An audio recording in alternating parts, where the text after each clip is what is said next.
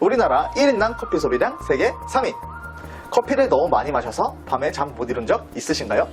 커피숍에서 판매되고 있는 커피 속의 카페인 함유량 표기는 어떻게 관리되고 있을까요? 커피를 사랑하는 분이라면 놓치지 마세요. 오늘은 우리나라 국민의 카페인 섭취량, 그리고 식품 중 향미 증진제 및 수분제의 안정성 평가 연구를 하고 있는 식품의약품안전평가원의 첨가물 보장과에 나와 있습니다.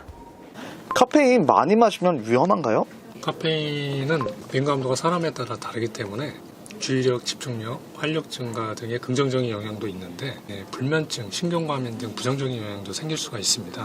제가 하루에 한 6캔씩 먹었거든요. 근데 막 그때 막 정신이 맑지 않고 막 미친놈 같아졌는데 그러시면 안 되는데 제가 막 심장이 엄청 빨리 뛰고 밤에 그 악몽을 꾸더라고요. 그래서 막 할머니가 나오셔가지고 요단강 과학적으로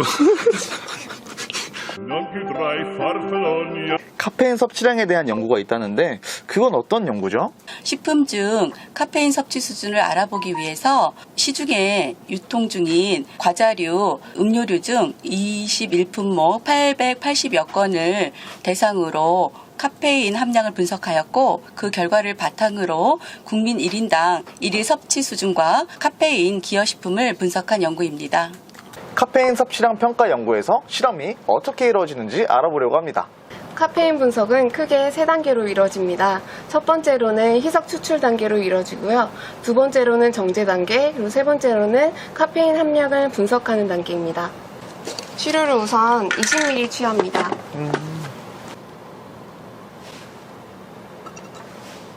시료를 취한 다음에 물로 정용시키는 단계입니다.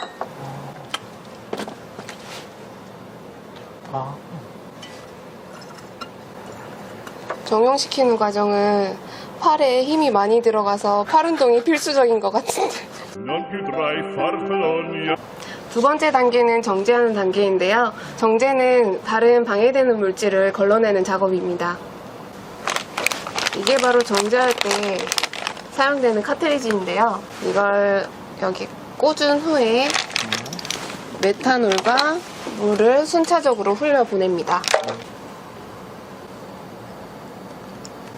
이러면 이렇게 내려가면서. 네, 펌프를 켜서 강제적으로 이렇게 내리게 하는 작업입니다. 지금 좀 서서히 내려가는 게 보이시죠? 네. 우와. 그리고 앞서 희석한 시험 용액을 5ml를 흘려보냅니다.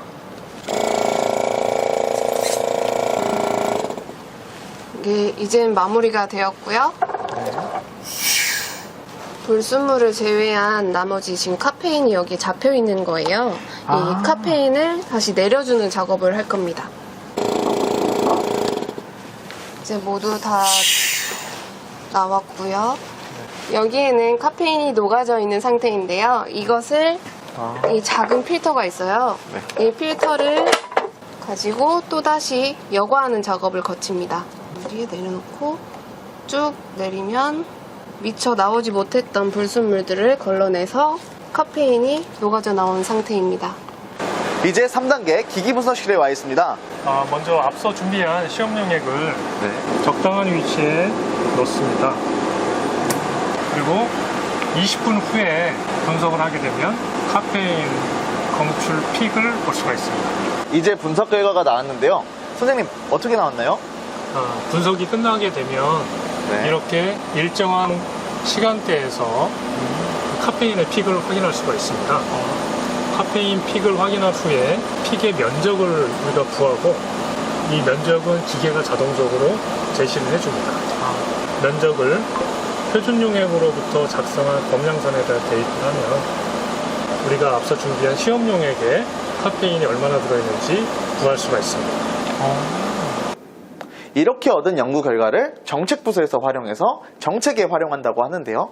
그렇다면 연구 결과를 정책부서에서 어떻게 활용하는지 알아보러 가겠습니다. 정책을 만들고 시행하는 것, 식품표시광고정책 TF에 왔습니다.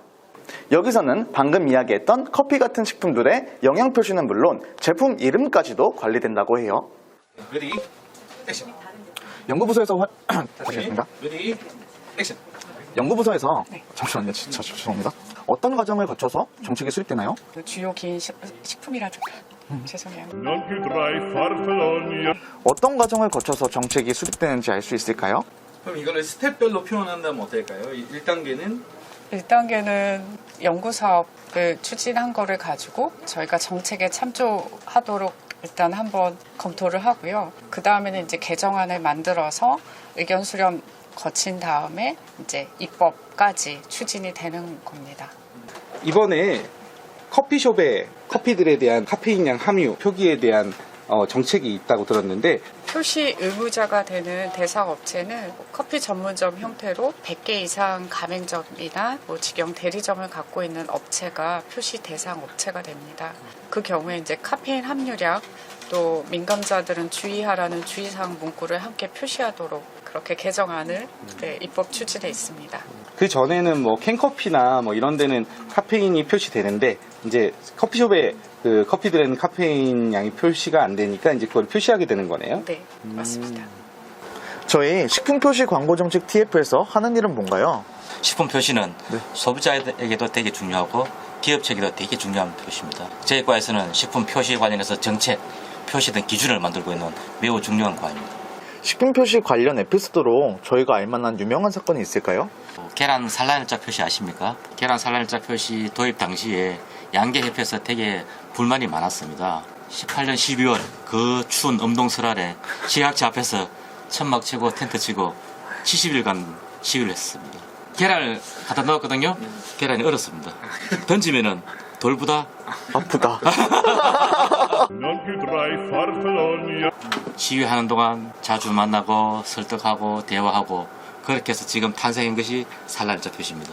결국은 제도를 도입해서 보니까 계란은 신선하고 매출력도 증가하고 또 소비자들은 계란을 더 많이 또 찾고 윈윈하는 정책이었습니다.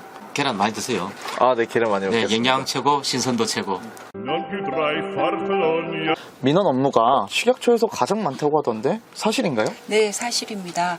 식품 표시나 광고를 잘못하게 되면 기본적으로 경제적 손실이 많기 때문에 저희들에게 질의를 해서 기본적인 방향을 잡아서 해결을 하고자 하는 민원이 많기 때문입니다.